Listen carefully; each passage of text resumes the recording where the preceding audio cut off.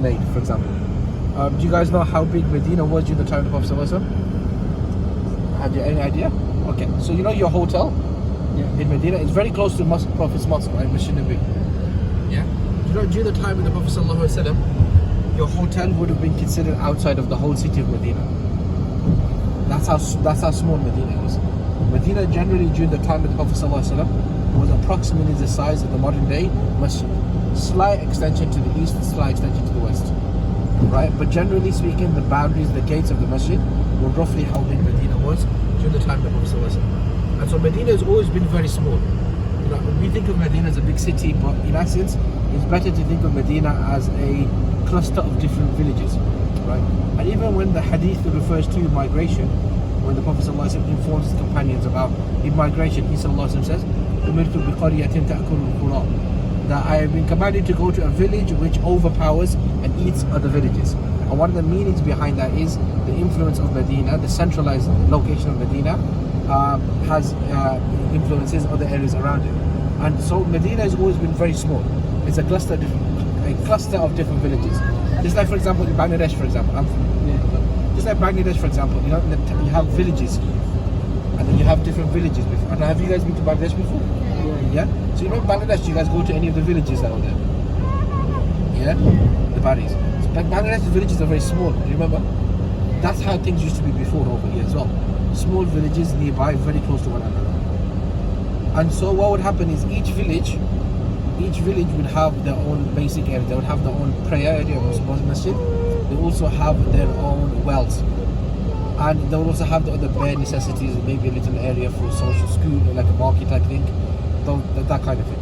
And so each area of Medina Munawwar is generally separate from one another. And so what would happen is the Prophet ﷺ lived in this area of Masjid Nabi, the tribe of Bani Najjar, and so he would regularly visit these other places as well. He regularly visit these other places as well to visit the Prophet ﷺ, to visit different Sahaba, and to visit the companions, and also not just to pray namaz in these locations, but in essence for different reasons. He would go there for social reasons as well. So for example, to give ta'ziyah, when somebody passes away, to give consolement to the bereaved. Sometimes he would go to different locations to visit somebody who was ill. Sometimes the Prophet ﷺ would go to a different area to take care of a situation. And generally what would happen is, as the Prophet ﷺ would go to these areas, a different event would take place. Either a specific event would take place, or the Prophet ﷺ would pray namaz at a certain location. And then what would happen is, later on they built a masjid to preserve the location. And so that's why when we go to these areas over here, some of them would be old mosques that have been around, and some of them will be relatively newer mosques, inshallah. So the newer mosques are the famous mosques. But the issue with the newer mosques is you don't get much history in them.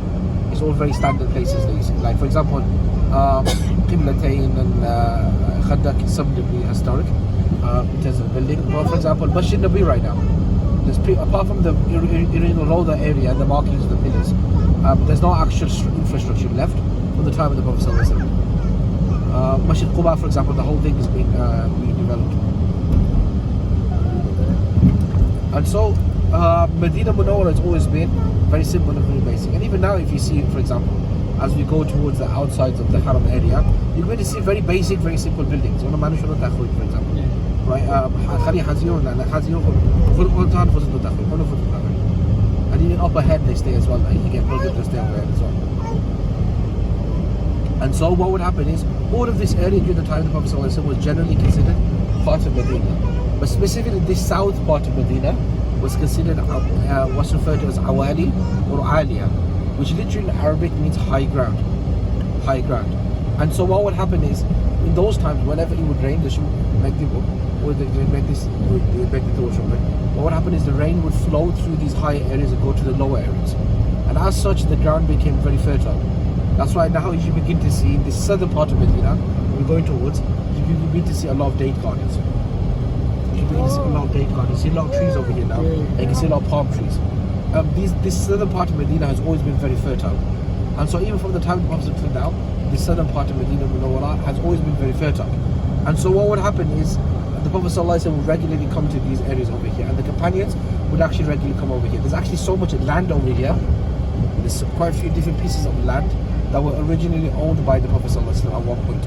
Like when the Sahaba, radiallahu anhu, they had land that lived over here. For example, Abu Bakr radiallahu anhu, as well as living next to the Prophet sallallahu alaihi wasallam, he also had a house over here. Umar radiallahu anhu, same thing. He also had a house over here as well as having the house of his son, for example, the house of his daughter near Masjid Nabi as well. Even for example, this garden, you can see this green fence over here. Yes, this is one of the lands that was originally owned by the Prophet sallallahu alaihi wasallam at one point. A very famous event that took place over there, where a person fell ill, and the Prophet sallallahu alaihi wasallam taught a specific dua, a specific technique to use for dua, to use soil of Medina, to use saliva, to lead to someone to cure that person. That happened over. But now it's off the private land, so many private lands. But likewise, this first area that we're going to go towards right now is what's referred to as the Well of Ghars. Now it's just over here, the turning point over here. But this well that you can see in front of us is actually, many of the wells of Medina were around even before the time of the Prophet sallallahu alaihi wasallam. But what would happen, the Prophet sallallahu alaihi wasallam, when we come to these areas, he would drink from these wells, and it's considered that these wells then therefore be considered blessed wells, because the Prophet sallallahu alaihi wasallam drank from these areas. So this is that well just up ahead in front of us. So inshallah we can get off this one and have a proper look.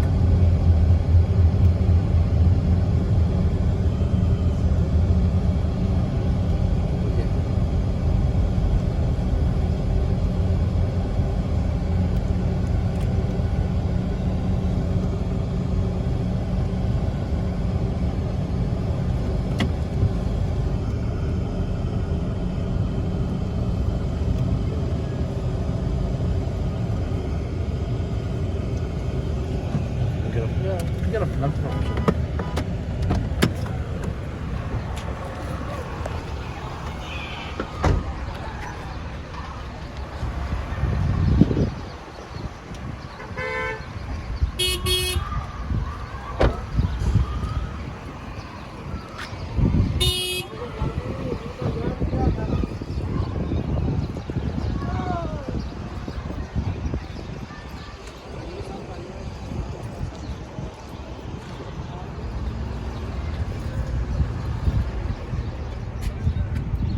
This area is considered what's referred to as the Well of Ghars.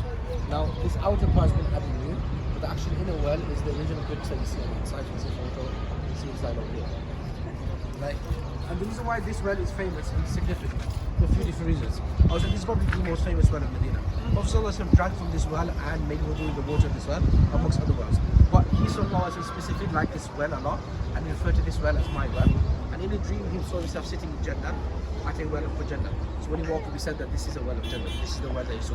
And most importantly, the last thing about this well, the most famous was, the Prophet sallallahu alaihi wasallam loved this well a lot, and then he said to Ali, when I pass away, I want to wash my body in the water of this well.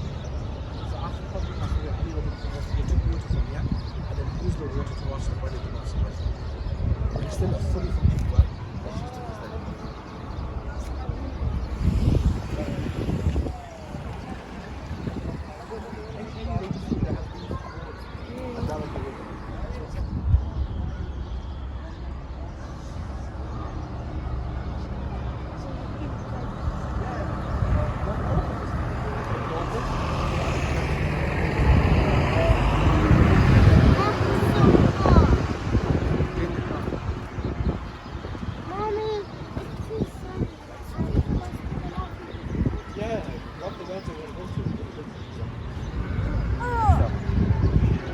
This one's always the house.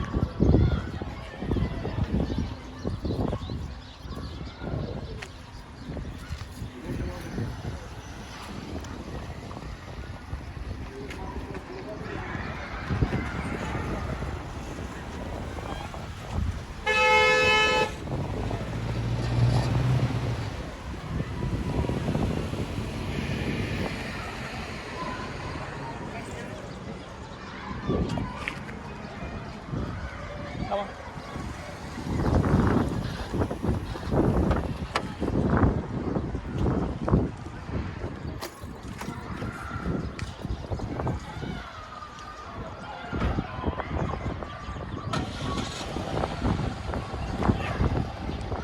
Green.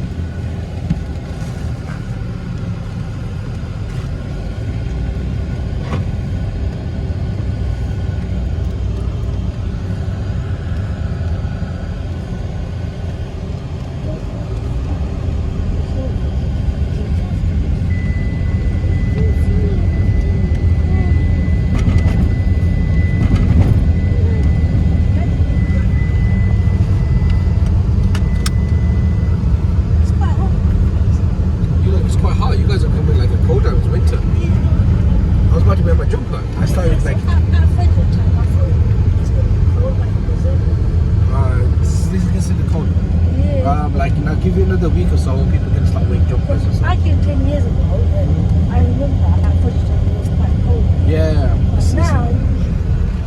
Now it's still cold. I can't believe it's not cold. I wear, like, for example, I wear like now, every time you're wearing jumpers, cardigans, hoodies, that kind of thing.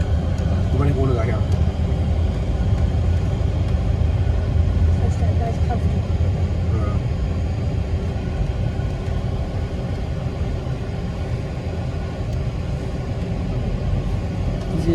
It's garden. This is the garden of Salman al-Farsi. It's a famous historical garden. Get off the shop.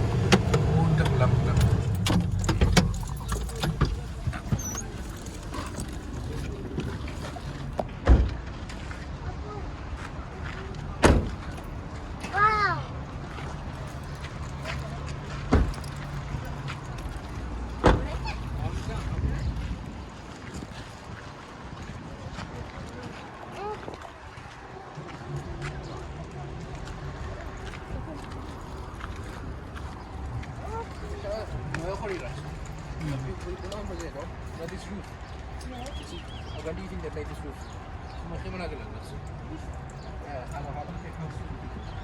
How soon do you think they come on, I go over there?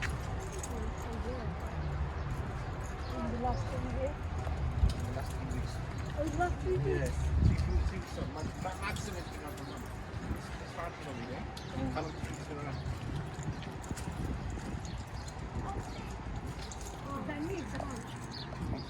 2 weeks? Yeah. But they're doing so work so much. Oh.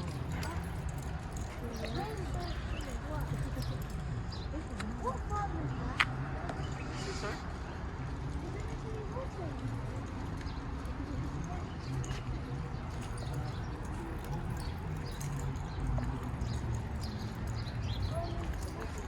This area is famous. This whole area is famous. Was in essence Salman al-Farsi was a famous companion, and this area was actually. So what happened was when he was initially travelled from Persia. He was a slave, and then he was a fire worshipper. He came from a fire worshipping family, and he was a fire worshipper when he was younger. And so he spent time. Eventually, his family picked him out. Spent time in different villages, and he came to Madinah Munawwara as a slave. And then he tested the Prophet ﷺ to see if he was a prophet. With two things. You know what why he tested the Prophet ﷺ with? It's two things. He said that first of all, he looked for the seal of the Prophet on the Prophet ﷺ. Prophet ﷺ had a physical seal. Do you know where he was? Prophet ﷺ? No, sorry, Prophet ﷺ used to have a birthmark on his back, on his shoulder, left shoulder blade, as a sign of the Prophet, to show that he's a final Prophet. Likewise, Prophet ﷺ, he also tested the Prophet ﷺ with dates. And he tried to offer the Prophet date in charity. He said no. Then he gave them as a gift and he accepted. And Salman al-Farsi realized that he was a prophet, and then he became Muslim. And then what happened was, he's a Muslim, but he was still a slave. Now, in order to free him, Prophet came over here and made a deal with his master that he would be free in exchange for 300 fully grown dates. And so Prophet came to this area himself directly, and he planted 300 trees. And then what happened was, you know these areas over here, You can see this is a fully grown tree. To go fully takes 7 or 8 years. Go through the blessings of Prophet Sallallahu Alaihi Wasallam. Yeah, over here, you never owned them. What happened is he planted them, let them grow, and then he gave it to his Salman's master, and Salman became a free man. Likewise, this area up ahead.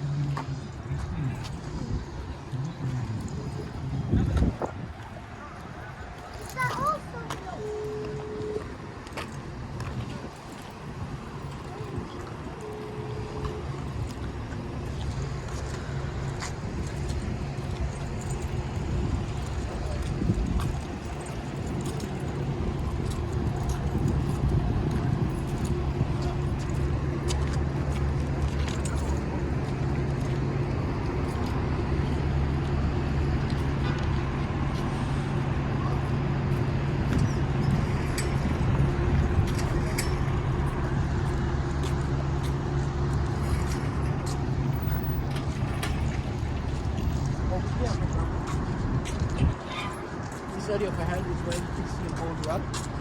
This is from the time of the Prophet. This well is from the time of the Prophet. You see them there? So if you see inside, you go down.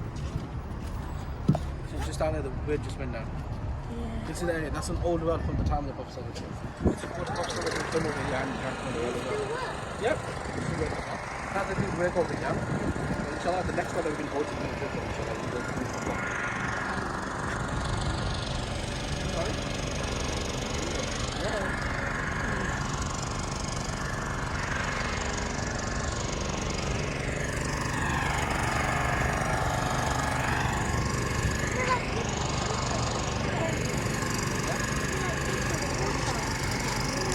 Yeah. Some of the wells are sweet, like sweeter. Some of them are more salty.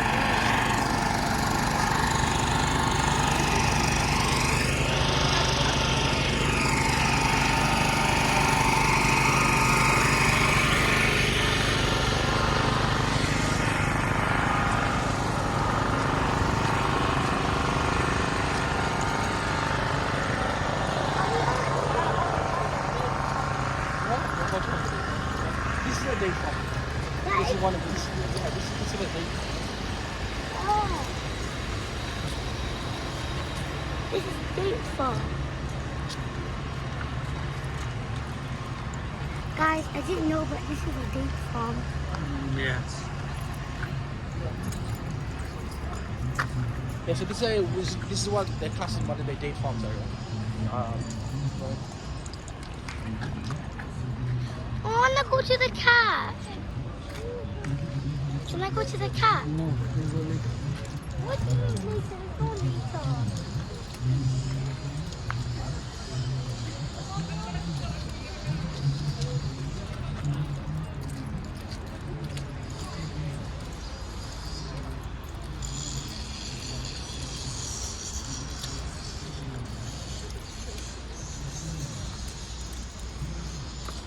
This is so good.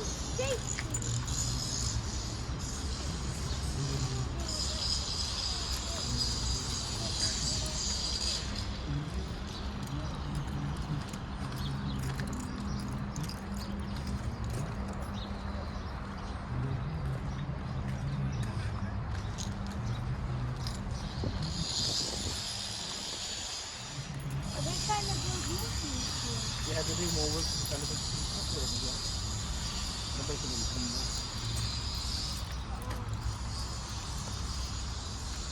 You can still plant this tree. Yeah. Because that one's orange. Yeah. So basically, you know, it's a big day tree over here. You know how long it takes to go from that to the small one to the big one? 7 or 8 years. Do you think it's time for the top? Yeah, yeah. So you'll see them now. You won't see them, but you'll see them in July, August time. That's when they grow. Oh. So they've already been harvested for this year. So they're ready to cut it. Yeah, so you can actually see it, like for example, at the top. That's where the khazoo is. Mom, is there any date farms in